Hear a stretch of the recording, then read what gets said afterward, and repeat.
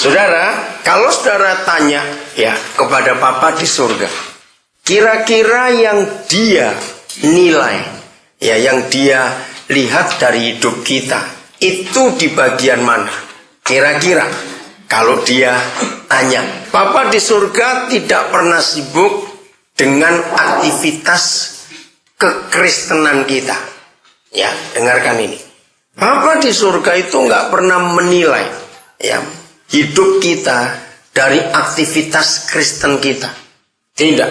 Dalam semua kesibukan kita, dalam semua pelayanan kita, ya, Papa tidak lihat itu. Yang dia lihat juga bukan waktu kita doa, bukan. Apa yang dia lihat kalau begitu? Yang dia lihat itu cuma satu. Bagaimana hidup kita sehari-hari. Itu yang dia lihat. Karena kalau kita di kebaktian seperti ini, maaf, ya, kita bisa seperti malaikat. Ya, toh karena dilihat orang banyak.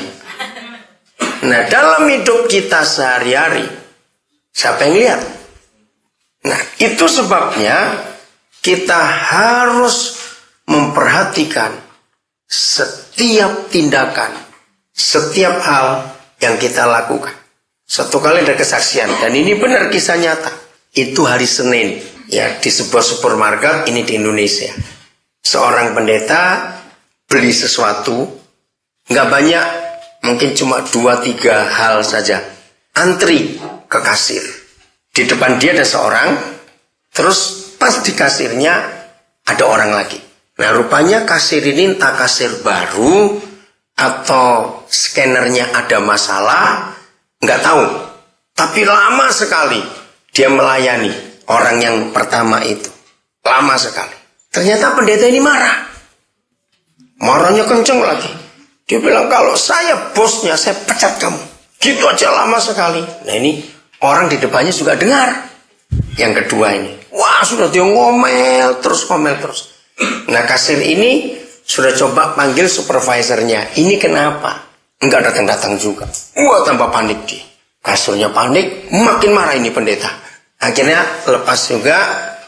Yang kedua dilayani, baru pendeta itu maju. Nah, ketika pendeta ini sampai di kasir itu, si kasir bilang, selamat siang Pak Pendeta. Kemarin saya dengar Bapak Pendeta khotbah di gereja saya. Nah, kebetulan khotbahnya minggu itu soal sabar ya. Sabar, belajar sabar. Saudara, tahu nggak arti ini? Nah, maka itu di dalam hidup kita, aktivitas pelayanan kita, itu surga tidak pernah nilai. Tapi dalam hidup sehari-hari kita. Betul tidak? Ini contoh konkret. Maka itu jangan jadi Kristen hanya kalau pada kebaktian. Jangan jadi Kristen hanya kalau waktu kebaktian. Jangan. Tapi setiap saat. Yohanes 15 mengatakan kita harus selalu nempel pada pokok anggur. Betul tidak? Harus selalu nempel pada pokok anggur. Betul? Nah, saudara bayangkan kalau ada dahan nempel 2 jam, sejam lepas, keluyuran dulu, sudah bosan keluyuran, nempel lagi. Itu pohon plastik namanya. Yang bisa dicopot, dicuci, nempelin lagi. Nah, kita tidak bisa menjadi Kristen. Suatu kali kita lagi emosi, kita mau pukul orang itu. Bilang, Tuhan, 5 menit aja aku nggak Kristen dulu. Aku mau menjotos orang itu. Satu bertobat, nempel lagi. Bisa nggak seperti itu? Nah, seringkali kita seperti itu. Ayo ngaku ya atau tidak? Nggak usah senyum-senyum. Ya saja sudah. Ya toh, berapa kali kekristenan kita tidak betul-betul nempel terus pada pokok anggur itu.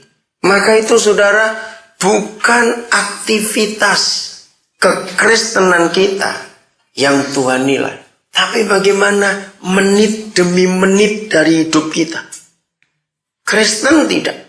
Saya cuma bicara, jangan ada yang tersinggung. Tidak semua orang yang lagi makan, itu makan. Ayo mikir kira-kira, oh aneh, coba renungan. Kita Kita lagi makan, belum tentu makan. Nah itu dia. Ada yang ngaku sudah. Lagi makan, kita bisa mikir macam-macam, betul tidak? Bahkan kadang-kadang lagi makan bisa diam. Mikir apa itu? Nah itu dia. Ingat kesalahan orang itu. Terus makan gigi. Gitu sudah bayangkan sama. Atau makan gigi, tahu ya? Yang ke giginya. Sambil makan ya. Orang yang mandi belum tentu mandi. Yang tertawa kenapa kira-kira? Saya juga tanya. Ngerti nggak maksudnya? Orang yang mandi belum tentu mandi. Bahkan jangan marah saya ngomongin. Lagi berak pun belum tentu berak. Duduk bertakhta segitu lama, nggak ada yang dikeluarkan.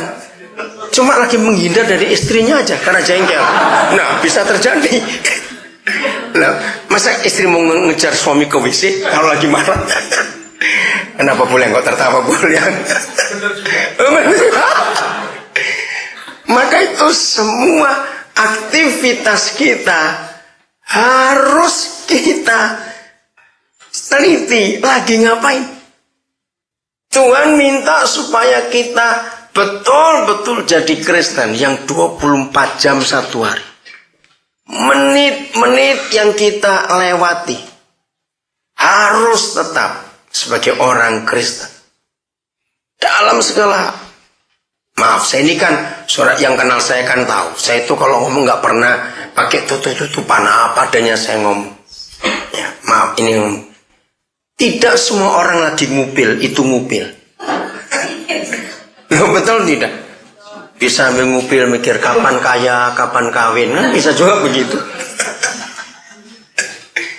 Maka itu saudara, apapun yang kita kerjakan, ngupil, garuk-garuk segala macam, harus kita tanyakan, aku ini lagi ngapain?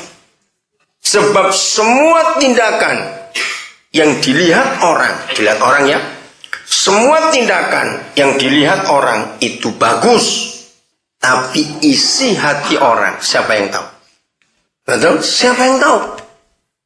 Isi hati kita yang tahu cuma dua orang.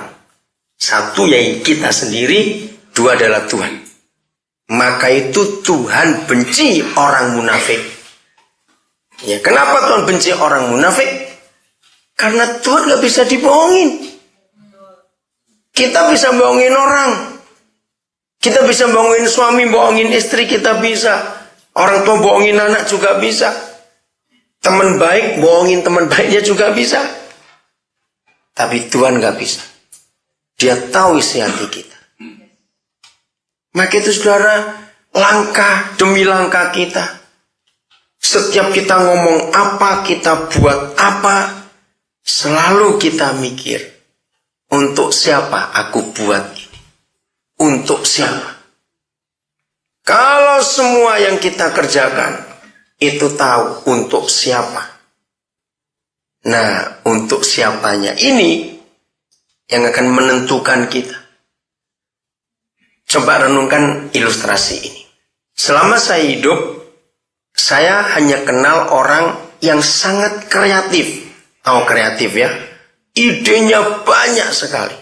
Itu hanya kalau orang sedang pacaran, jatuh cinta, pacar ulang tahun, lagi nggak punya duit. Itu kreatif sekali orang itu, coba renungkan. Kira-kira kenapa kok orang kayak gitu bisa kreatif? Ayo. Terus saya tanya kayak nggak pernah pacaran aja kita ini ya. Kenapa orang yang paling kreatif yang saya pernah temukan sampai hari ini adalah orang yang sedang jatuh cinta, pacarnya ulang tahun, dia nggak punya duit. Nah, cepat banyak jawab, kenapa kok bisa kreatif? Senang, bukan cuma senang, bukan itu. Iya, nggak ada duitnya, ya kenapa bisa kreatif? Nah, ini yang kan kita sampai pada kata tadi, untuk siapa kita mengerjakan sesuatu, maka siapanya itu yang menentukan kita ini bengkok atau lurus. Betul tidak? Untuk siapa? Nah, orang yang sedang jatuh cinta itu kan pasti ingin menyenangkan pacarnya. Tapi lagi gak punya duit. Gimana mau nyenangkan? Betul? Maka dengan apa yang ada dia putar otak. Sampai kelobot pun bisa jadi hadiah. Tahu kelobot nggak? Kalau itu bahasa Indonesia sulit. Kelobot itu. Kelobot itu kulitnya jagung itu loh, yang dikeringkan, ya. Itu kan bisa jadi macam-macam. Kalau mau dijadikan hadiah bisa saja. Kenapa tidak? Kalau kita berkata mengasihi Tuhan Yesus, apa kreativitas kita untuk dia? Betul? Kelopot, jangan kelopot dong. Wah, itu orang Dayak satu ini. Kreatif ya. Saudara, betul nggak? Kalau kita berkata mengasihi Tuhan Yesus, apa yang kita bisa buat untuk dia? Kita harus kreatif. Karena kita ingin menyenangkan dia. Jadi menit demi menit dari kehidupan kita, kita tuh harus tahu untuk siapa aku buat ini. Untuk siapa? Karena kalau kita tahu untuk siapa, saudara, maka apa saja yang kita kerjakan, sungguh itu pasti akan menyenangkan hati Tuhan. Untuk siapa? Ya, mari kita lihat Yosua pasal 13. Ayat yang pertama. Maka itu kita harus meneliti hidup Kristen kita itu bagaimana. Kitab yang ke-6. Dari Kejadian, Ulangan 5, terus Yosua. Yang ke-6. Setelah Yosua bagaimana? Kitab Surah bilang apa setelah Yosua bagaimana? Menjadi tua dan lanjut umurnya. Saudara, saya suka kata ini. Setelah Yosua menjadi tua.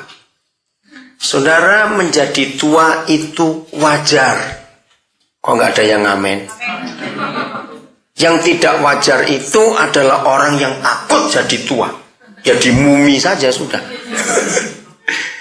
Kalau ada di antara saudara takut menjadi tua, maka saudara adalah orang yang paling sombong di dunia. Betul tidak? Menjadi tua itu wajar dan itu otomatis. Tapi menjadi orang tua itu harus belajar. Betul, saya ulangi lagi. Menjadi tua itu otomatis. Mau makan obat awet muda kayak apapun, ya tetap tua dong. Maka kalau nggak tua-tua malah nakutkan nanti itu. Nah, tapi menjadi orang tua itu beda. Harus belajar. Siapa bisa jawab? Menjadi orang tua yang baik, belajarnya kepada siapa? Nah, kepada anak itu sendiri. Betul yang Tuhan Yesus katakan. Belajarlah kepada anak-anak. Orang tua yang hebat bukan belajar dari buku. Bukan belajar dari pengalaman orang tua yang lain. Tidak. Harus belajar dari anak. Dan saudara yang punya anak lebih dari satu, saudara akan tahu. Setiap anak itu pelajarannya beda-beda. Betul tidak? Beda-beda. Maka itu kalau sudah punya anak 3, punya anak 5, nggak pinter-pinter. Harus punya anak lagi. Loh ya dong, berarti kurang pinter tuh belajarnya. Yang satu itu kurang, itu cuma satu. Ya yuk. Loh, betul nggak saudara? Kan memang begitu. Sudah punya 3 nggak pinter-pinter, ya punya lagi. Supaya kita belajar. Belajar dari anak-anak itu luar biasa. Hampir 90% pewahyuan dan revelation yang saya terima untuk saya belajar firman, itu justru waktu saya kumpul anak-anak. Kumpul dengan anak-anak itu saya belajar banyak. Dan memang mereka itu guru yang hebat. Sangat hebat. Itu sebabnya kalau sampai ada orang tua bisa ribut dengan anaknya, yang salah pasti si tua, bukan si muda. Pasti, betul tidak? Salahnya di mana? Nah, kalimat yang Yesus katakan belajar dari anak, saya pelajari betul-betul. Jadi semua anak adalah dosen-dosen kita, profesor-profesor kita. Kalau kita mahasiswa nggak hormat pada dosen, nggak lulus-lulus. Maka itu kita berani pada anak-anak kita nggak pinter-pinter. Nah, di mana letaknya? Cuma satu poin saja. Bahwa yang salah tetap kita, bukan anak. Maka itu kalau sampai ada orang tua, papa, mama berkata gini, mengapa kamu nggak mau mengerti papa, nggak mau mengerti mama? Saya suka ngajari anak-anak. Kalau papamu ngomong gitu, balik. Siapa yang pernah jadi siapa? Loh, betul nggak? Siapa antara papa, orang tua dengan anak itu siapa yang pernah jadi siapa? Ayo jawab. Loh, siapa yang pernah jadi siapa? Orang tua yang pernah jadi anak. Anak belum pernah jadi seumur kita. Ya nggak bisa dong. Bagaimana mau ngerti? Saya belum pernah seumur papa. Papa yang pernah seumur saya. Harusnya papa ngerti saya, bukan saya ngerti papa. Lah yang goblok siapa gitu? Ya kita yang goblok lagi. Guru dilawan. Saudara, kalimat itu, ayat itu luar biasa. Ini saya ngomong sedikit tentang kita orang tua. Di dalam kasus masalah anak ini, Tuhan Yesus itu ngajarnya luar biasa. Kalau sampai ada gap antara kita dengan anak, siapa bisa jawab? Semua jurang pemisah itu bisa nyambung kalau ada apa? Nah, pintar semua kalau begitu ini nih. Ada jembatan. Oke? Nah, kalau orang tua terpisah dengan anak, siapa seharusnya yang jadi jembatan? Saya bukan tanya yang buat jembatan. Kalau saya tanya buat jembatan, ya panggil aja anemer. Panggil aja ahli konstruksi. Saya tidak tanya siapa yang buat jembatan. Yang saya tanya, kalau sampai ada gap antara orang tua dengan anak, siapa yang harus jadi jembatan? Siapa? Mbok de. Ini di Belanda Pak, bukan di Jawa ya ngomong mbok de. Jadi orang tua yang harus jadi jembatan. Nah, ini masalah besar. Tanya yang berikut. Jembatan itu fungsinya diapakan? Nah, siapa ngomong tadi? Diinjek, nggak cuma dilewati. Nah, jembatan nggak bisa dilompati. Ya kalau dilompati ngapain buat jembatan? Harus diinjak, saudara. Jujur, yang injak siapa? Karena anak harus nyebrang. Saudara, ini kebenaran yang hebat sekali. Maka itu kalau sampai ada orang tua bermasalah dengan anak, dihitung dari ilmu sudut apa saja, yang salah tetap orang tua. Karena nggak mau diinjak, harus mau dilewati. Nah, lihat ini. Hampir semua kita yang jadi orang tua sombong sekali. Kedua, ini pertanyaan penting. Jembatan itu bukan bentuk ya. Iya, bentuknya. Dia bagaimana? Jembatan itu. Iya, lurus terus apa artinya? Harus rebah bukan?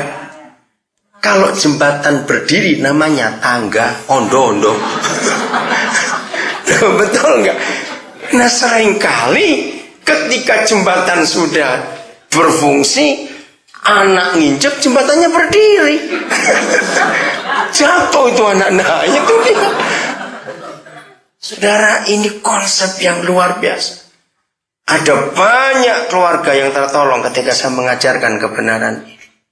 Betapa sulitnya kita meminta maaf pada anak. Betapa sulitnya kita mengatakan apa salah, mama salah. Itu yang anak cari.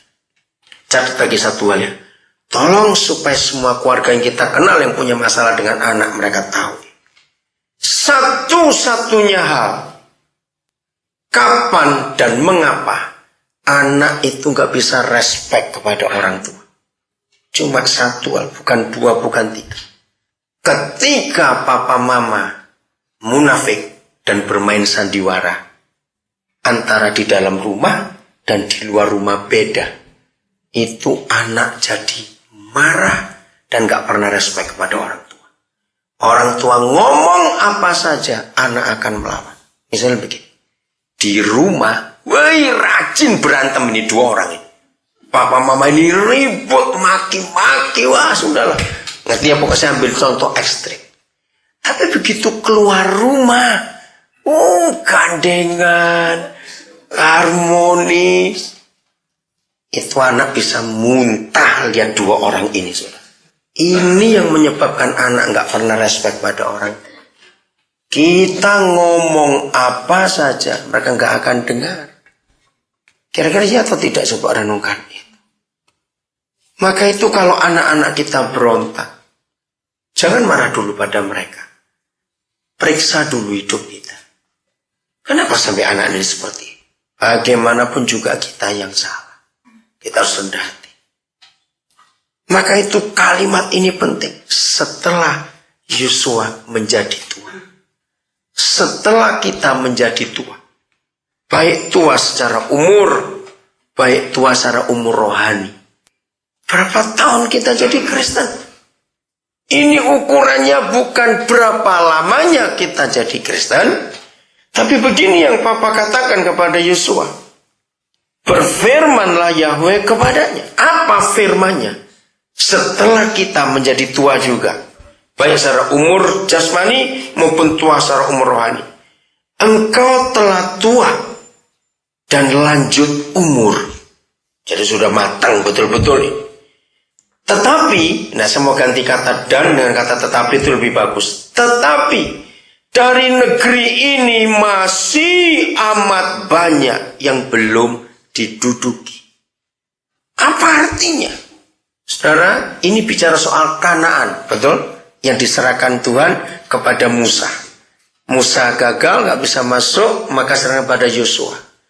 Tapi setelah masuk pun ke Kanaan, Yosua lambat, telat. Tidak serius untuk cepat menaklukkan itu. Nah, di dalam arti perjanjian baru, ini bukan tanah negara-negara kita duduki, tidak. Tapi ini berbicara tentang Kanaan rohani kita. Yaitu tubuh ini. Kenapa saya artikan Kanaan yang di Palestina adalah Kanaan yang dalam tubuh ini?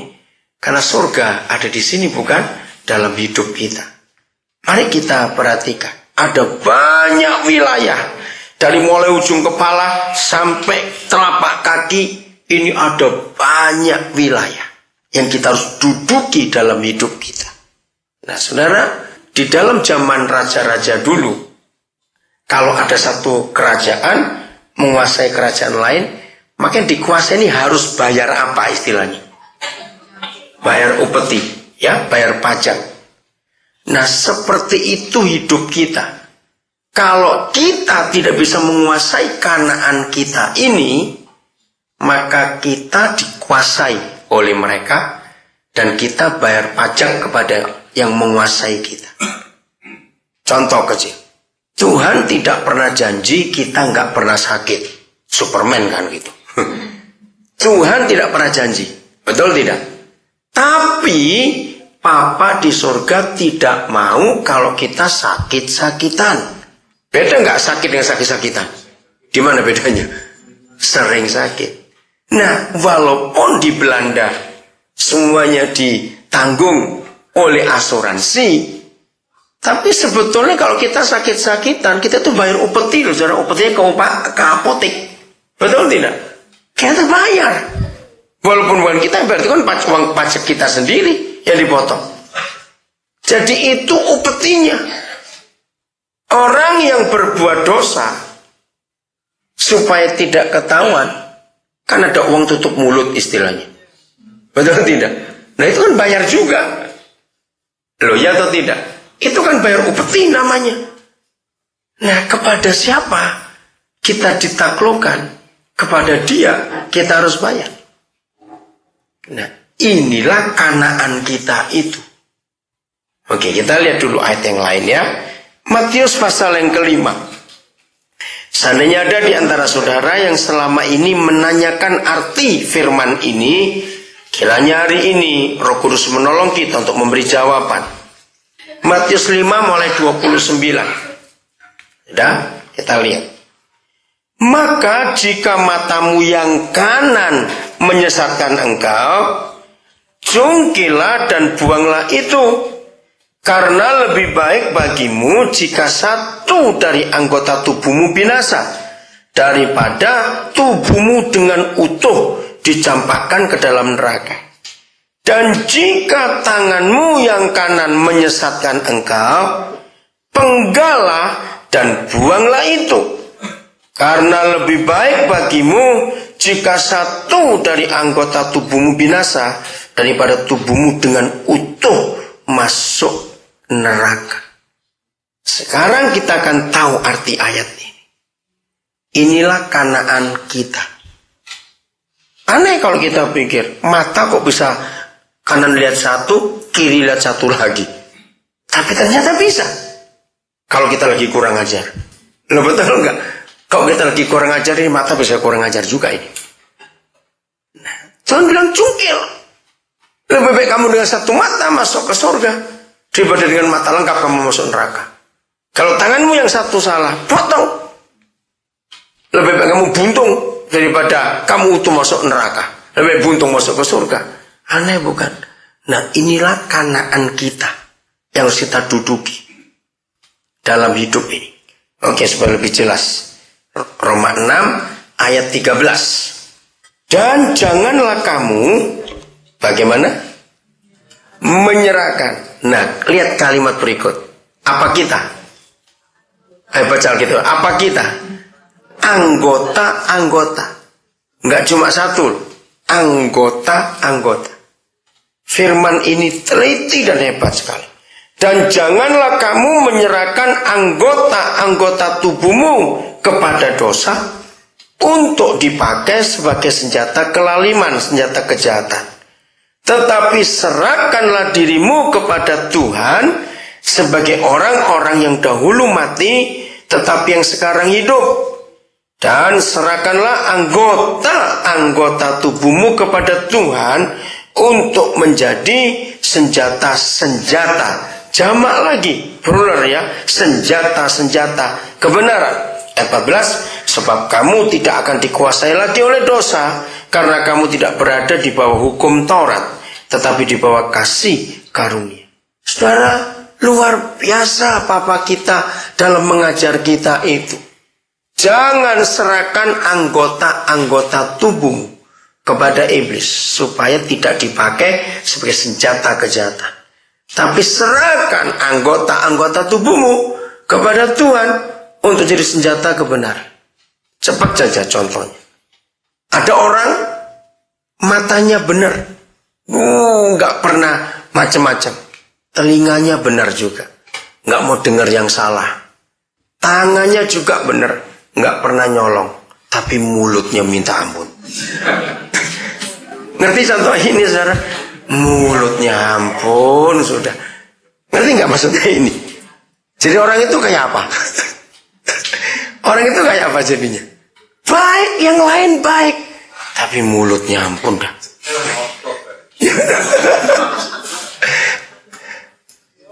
Tapi sebaliknya, ada orang yang mulutnya manis sekali. Betul nggak? Telinganya juga baik, matanya baik, tangannya kurang ajar. Suka nyolongan, misalnya suka curi itu. Oke? Nah, sekarang kita periksa dari mulai otak kita, kepala kita, sampai telapak kaki kita. Anggota tubuh kita ini kita serahkan kepada siapa? Karena Tuhan tidak pernah memaksa, sebab Dia bukan diktator. Betul tidak? Itu hak kita, terserah kita. Mau dipakai untuk apa? Semuanya. Ada orang matanya baik, mulutnya baik, telinganya baik, tangannya baik, pikirannya kurang ajar. Bisa tuh? Nah, maka itu ada yang baik semuanya, hatinya yang jahat. Betul tidak? Banyak sekali bagian-bagian tubuh kita ini yang kita serahkan kepada siapa?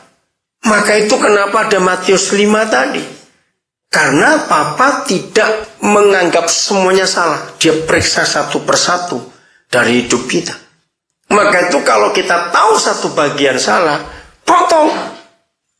Supaya yang itu aja masuk neraka, yang lain selamat. Hebat sekali.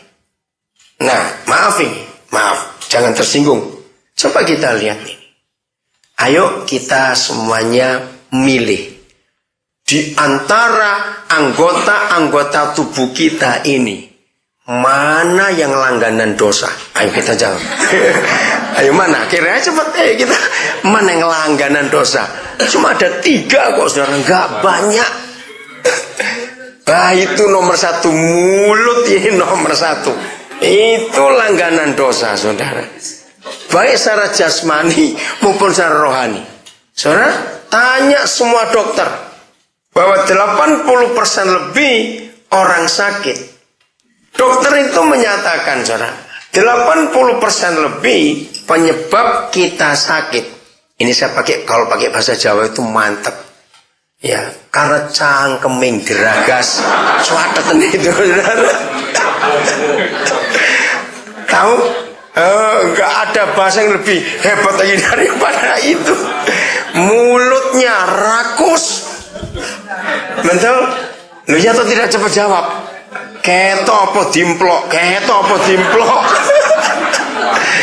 Lihat apa blok-blok. Waduh. Nah, jadi kalau saudara ingin cepat mati tapi takut bunuh diri, ada resepnya. Makanlah apa saja, mati nanti 3 bulan kemudian, percayalah. Mulut ini, aduh. Jadi memang sumber dosa pertama itu pada mulut ini, saudara. Ya atau tidak? Ayo ngaku. Iya, rumah tangga rusak gara-gara mulut juga.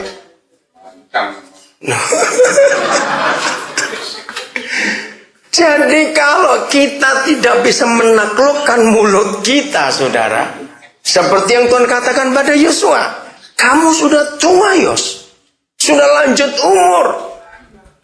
Kenapa masih banyak daerah belum kamu taklukkan? Artinya waktu tinggal sedikit, tapi masih banyak yang belum kamu kuasai.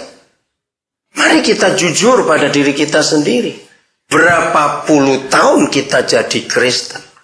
Daerah mana yang kita belum taklukkan dalam hidup ini?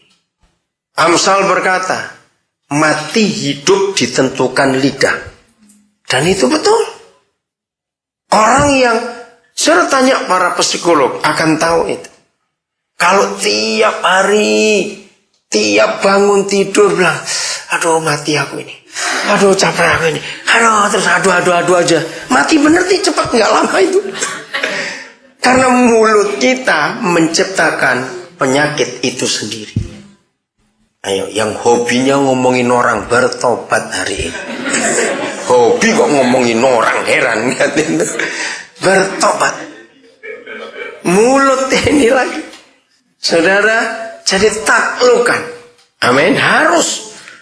Pulang dari sini jangan tidur dulu. Ya enggak? Istilah buka pembukuan hidup ini. Dari bulan Januari, pas besok kan 1 September, jadi masih 8 bulan ini, kita masih kalah di bagian mana dari hidup ini. Periksa satu-satu dari otak kita, mata kita, telinga, mulut, semuanya kita periksa. Yang mana yang 8 bulan ini kita masih terus jatuh bangun.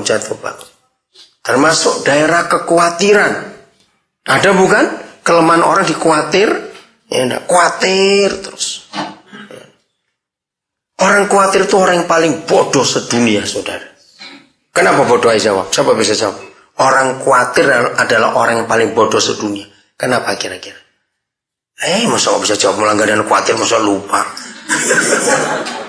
Ayo, kenapa orang khawatir adalah orang yang paling bodoh sedunia? Apa? Iya. Belum terjadi sudah dianggap terjadi. Dan itu sudah berlangsung bertahun-tahun. Enggak jadi-jadi kok masih dipercayakan, goblok. Loh betul tidak? Apa yang ditakuti kan enggak terjadi, itu sudah bertahun-tahun. Langganan bakso masih lebih enak, saudara. Daripada langganan khawatir. Bakso masih bisa dimakan. Nah kalau khawatir mau dimakan apanya? Ayo jujur, ya tidak. Nah kalau saudara masih kalah, belum ditaklukkan dari khawatir, taklukkan sekarang. Karena kalau tidak, ingat, kita harus bayar upeti ke situ. Kita harus bayar kepada dia.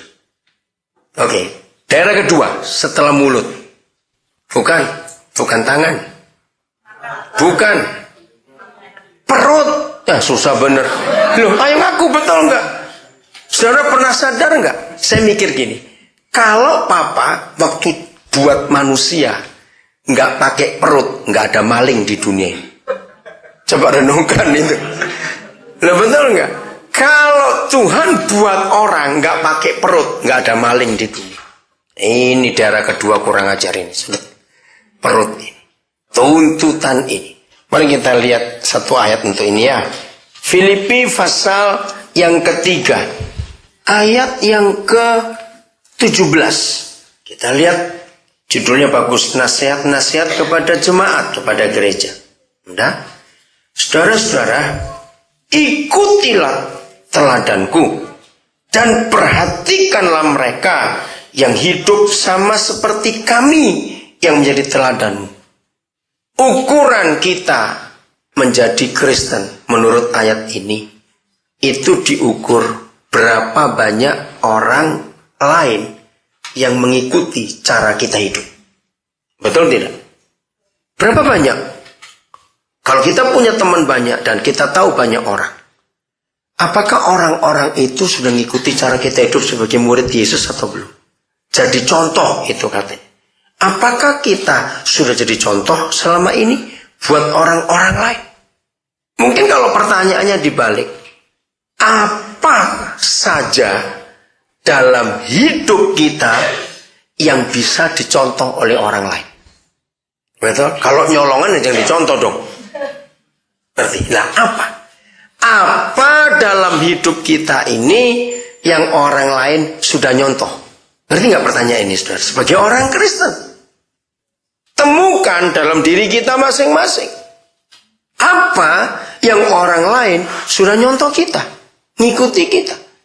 Kalau tadi saya bilang Pak Pendeta Yonatan almarhum, saya belajar dari dia, saya bisa ngikuti teladan hidupnya yang nyata sekali. Kira-kira hidup saudara, hidup saya, apa yang orang lain bisa contoh dari kita? Berani seperti itu? Ya harus, itu namanya Kristen. Karena kita harus jadi contoh. Ayat 18. Karena seperti yang telah kerap kali, sering kali kukatakan kepadamu, dan yang kunyatakan pula sekarang sambil menangis, banyak orang yang hidup sebagai setru atau musuh salib Kristus. Itu orang gak mau menderita. Orang mau hidupnya bebas semau-maunya. Tidak mau diatur oleh Tuhan dengan salib itu. Ayat 19, lihat ini. Kesudahan mereka ialah kebinasaan. Tuhan mereka ialah apa mereka? Perut mereka. Bicara perut nggak cuma bicara makanan. Ini bicara hidup, saudara. Betul, betul. Orang berkelahi gara-gara perut. Orang bunuh-bunuhan gara-gara perutnya. Ini bicara soal hidup. Maka itu siapa Tuhan kita? Jangan sampai perut jadi Tuhan kita. Kemuliaan mereka ialah aib mereka. Dan pikiran mereka semata-mata tertuju kepada perkara duniawi. Oke, nanti di rumah renungkan lagi. Jadi bagian kedua, yang paling rajin berbuat dosa setelah mulut adalah perut kita. Ini luar biasa, saudara. Perut ini. Maka itu kenapa Tuhan menyuruh kita untuk berpuasa. Betul? Puasa itu kena dua hal itu. Mulutnya dikunci, perutnya dikunci juga. Betul nggak? Kena pada dua hal itu. Maka itu orang Kristen yang nggak pernah puasa, wah susah mengendalikan mulutnya dia. Susah mengendalikan perutnya juga. Jadi penting. Daerah ketiga mana? Apa? Bukan. tangan, telinga, mata. Bukan, maaf saya harus ngomong. Di bawah perut ada apa? Loh, ini penting. Nah, di bawah perut ada apa? Itu dia. Saudara, itu tempat kejahatan. Kita harus tahu hal itu. Mengapa ada perceraian? Karena orang itu tidak bisa menaklukkan di bawah perutnya itu. Kita harus mengerti hal ini. Betul tidak? Ini 3 hal yang paling jahat dalam hidup kita. Mulut kita, perut kita, dan alat seks kita. Itu paling jahat. Kalau kita bisa menaklukkan semua, hidup itu nggak akan pernah punya masalah. Saudara, seks harus kita kendalikan. Kalau kita tidak bisa mengendalikannya, celakalah kita. Dia akan memaksa kita, dia akan memperbudak kita. Betul enggak? Dia akan memperalat kita. Dia akan menghancurkan hidup kita. Di bagian itu. Taklukkan. Coba ngerti sendiri langsung, gak usah teruskan. Kalau kita pakai tadi ayat Matius 5. Kok waduh? Betul? Ayo, kalau kita pakai ayat Matius 5, potong saja sudah. Daripada bermasalah. Kan begitu artinya. Daripada kurang ajar terus. Saudara, hebat sekali Alkitab ini. Luar biasa. Maka itu jangan biarkan seks merusak hidup kita. Setuju tidak? Gak usah ngomong ini. Setuju sekali, betul. Harus kita kuasai. Tiap kali ada masalah apa saja. Ya, tiap kali ada masalah apa saja. Dalam diri kita nggak usah terlalu sibuk nyari apa. Cari salah satu dari 3 bagian tadi itu. Kira-kira ya atau tidak? Pasti ada di sini. Salah satu di antara 3 tadi, mulut, perut, atau di bawah perut. Sudah lah, usah ngerti kok. Jadi kalau kita sudah tua, banyak lagi masih belum kita duduki. Betapa celakanya kekristenan kita ini tadi. Betul? Maka itu Tuhan tidak pernah menilai waktu kita lagi kebaktian, tidak. Dalam hidup sehari-hari kita bagaimana. Maka itu tidak salah kalau 1 Korintus 6 ayat 20. Ya, kita baca ayat itu ya. Kita baca sama-sama ya. 1, 2, 3. Sebab kamu telah dibeli dan harganya telah lunas dibayar. Karena itu muliakanlah Tuhan dengan tubuhmu. Saudara, kalimat ini jelas. Lunas dibayar, telah lunas dibayar. 2000 tahun yang lalu Tuhan Yesus sudah bayar lunas semua dosa dan hidup kita. Amin. Lunas. Kenapa perlu ada kata lunas? Ternyata karena zaman sekarang banyak kredit. Jadi kalau nggak ada kata lunas, kita bisa mikir aku masih dikredit oleh Tuhan. Enggak. Ya lunas bayar semuanya. Hebat. Sama seperti kalau saudara sudah beli mobil, lunas bukan kredit. Maka yang jual mobil tidak punya hak untuk nelpon saudara, mobil itu kamu apakan? Lah betul tidak? Bukan hak dia toh. Sudah dibayar lunas kok. Saudara mau bakar, mau isi pasir, nggak usah bensin, dia nggak bisa ngurusin. Nah seperti itu. Kalau Yesus Tuhan yang bayar lunas hidup kita, semua hutang dosa kita, Dia yang bayar. Berarti siapa yang beli, dia yang punya hak. Betul? Kalau kita sudah beli mobil itu, saudara punya hak. Saudara mau nggak pakai, saudara mau tabrakan, saudara mau apakan, urusan saudara. Seperti itu Bapa di surga. Setelah dia beli kita, maka ini milik dia. Amin. Tubuh ini milik dia. Jadi kita harus mengerti hal ini. Pasal 7, ayat 3 sampai 5, 1 Korintus ini ya. Ini bicara masalah seks sekarang. Ayat 3 mulai, 1 Korintus 7, ayat 3. Hendaklah suami memenuhi kewajibannya terhadap istrinya. Demikian pula istri terhadap suaminya. Ini perintah. Ini bicara masalah seks. Ayat 4. Istri tidak berkuasa atas tubuhnya sendiri, tetapi suaminya. Demikian pula suami tidak berkuasa atas tubuhnya sendiri, tetapi istri. Bagi yang belum menikah, kalian belajar akan firman ini. Supaya nanti kalau menikah, kalian hidup rumah tangga itu aman. Papa kita begitu sempurna dan teliti, katakan amin. Sampai hal ini pun dia urus luar biasa. Begini suami istri. Naluri seks suami istri itu tidak pernah selalu bareng. Itu tidak pernah. Selalu selip istilahnya. Selalu beda. Nah, ayat 4 ini hukum yang luar biasa. Begitu kita menikah, maka tubuh suami milik istri, tubuh istri milik suami. Artinya apa? Masing-masing tidak punya hak, tapi pasangannya yang punya hak. Jadi begini suami istri. Kalau yang satu siap, yang satu tidak siap, maka yang tidak siap tidak boleh tahan tubuhnya untuk tidak melayani yang siap. Ini nggak jadi masalah. Nah, yang tidak siap harus jujur cerita kenapa tidak siap, supaya yang siap ini nolong di bagian mana pasangannya tidak siap, supaya dua-dua bisa siap. Ngerti nggak maksudnya? Hebat sekali. Maaf ya, saya ngomong apa adanya. Di dalam masalah seks, Papa di surga membedakan antara laki dan perempuan.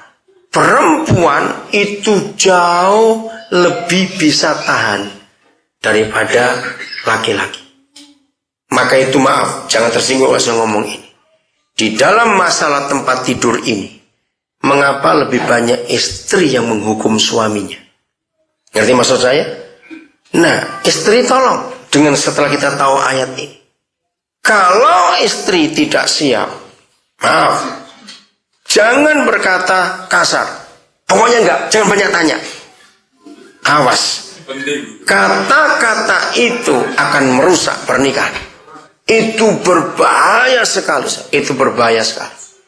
Maka itu keterbukaan itu penting. Saudara kagum enggak Papa di surga bisa teliti seperti itu? Sampai hal kecil saja dia bahas. Ada kejujuran, ada keterbukaan. Tidak boleh tidak. Ayat 5. Ayat 5. Janganlah kamu saling menjauhi, kecuali dengan persetujuan bersama. Nah, keluarkan kalimat ini. Persetujuan bersama. Untuk sementara waktu supaya kamu mendapat kesempatan untuk berdoa. Sesudah itu hendaklah kamu kembali hidup bersama-sama. Supaya iblis jangan menggodai kamu. Karena kamu tidak tahan bertara. Lihat tuh ada si iblis ini masalahnya. Jadi suami istri untuk apa saja kata persetujuan bersama itu penting. Apa saja. Masalah uang bisa ribut loh itu. Ingat suami istri, jangan sekali-kali pisah harta dalam pernikahan. Suami istri boleh punya nomor rekening di bank yang berbeda, silakan. Tapi jumlah harus saling tahu. Itu penting sekali. Nah, suami istri dalam menggunakan keuangan bisa menentukan. Ya, misalnya aja, tergantung dari income masing-masing. Misalnya gini, kalau belanja di bawah 50 euro, oke, nggak usah ngomong. Tapi 51 euro harus rundingan dulu. Nah, itu tergantung. Saudara mau pakai angka berapa dalam hidup masing-masing beda, masing-masing keluarga. Karena penting kata persetujuan bersama. Untuk apa saja. Juga dalam didik anak. Seringkali anak-anak jadi korban. Anak-anak bingung, papa mau begini, mama mau begini, terus ikut yang mana? Anak-anak rusak mentalnya. Karena kita nggak pernah setuju bersama. Sehingga mereka nggak tahu mau nuruti yang mana ini. Berunding. Apa saja diputuskan bersama. dalam hidup suami istri ini. Maka itu saudara, di dalam hidup ini kita harus kuasai darah-darah yang belum kita kuasai. Amin. Ayat yang terakhir, Roma pasal yang ke-6. Kembali ke Roma pasal 6. Ini ayat yang terakhir. Ayo kita perhatikan betul-betul. Roma 6 ayat 16. Supaya pulang dari sini kita menemukan kepada siapa kita harus menyerah. Apakah kamu tidak tahu bahwa apabila kamu menyerahkan dirimu kepada siapa? Seseorang. Seseorang itu bisa orang, bisa benda, bisa dosa, apa saja. Sebagai hamba untuk mentaatinya, kamu adalah hamba orang itu yang harus kamu taati. Baik dalam dosa yang memimpin kamu kepada kematian, maupun dalam ketaatan yang memimpin kamu kepada kebenaran. Diberi tanda tanya. Gampang bukan kalau begitu? Kepada siapa? Masing-masing anggota-anggota tubuh kita ini kita serahkan. Orang yang menyerahkan hidupnya kepada uang, maka dia adalah hamba uang. Karena uang itu yang mengontrol hidupnya. Betul tidak? Apa-apa diatur oleh uang. Orang yang menyerahkan hidupnya kepada seks, maka seks itu menjadi tuan. Sehingga apa-apa seks yang mengaturnya. Mari kita jujur pada diri kita sendiri. Kepada siapa kita menyerahkan hidup ini? Kepada siapa? Saudara ngerti kalimat ini? Ayo hari ini kita buat kudeta. Ngerti kata kudeta? Ya, kudeta. Yaitu kepada kalau iblis dan dosa yang selama ini menjadi tuan kita.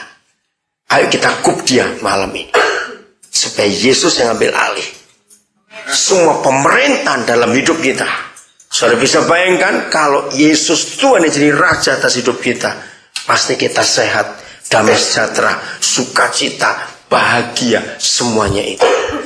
Bukan emosi kita lagi, kemarahan kita lagi, kebencian kita lagi, nafsu kita lagi yang menguasai. Semuanya adalah Yesus Tuhan. Siap buat kup malam ini?